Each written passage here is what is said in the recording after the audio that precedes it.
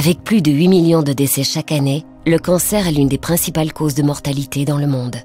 Le cancer, également appelé tumeur maligne, regroupe des pathologies qui se développent lorsque des cellules anormales commencent à proliférer de manière incontrôlable.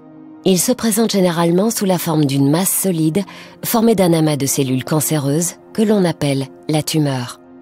Ces cellules se multiplient et peuvent ensuite migrer dans d'autres organes et former ce que l'on appelle des métastases.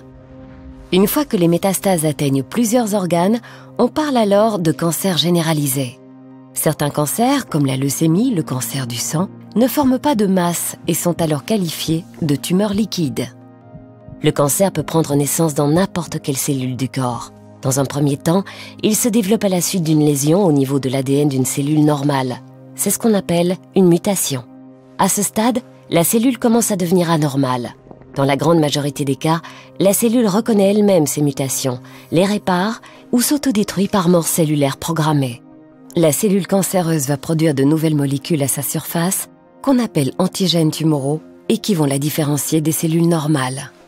C'est alors que les cellules cancéreuses prolifèrent jusqu'à former une tumeur composée non seulement de cellules transformées, mais également de cellules normales qui protègent et collaborent avec les cellules cancéreuses.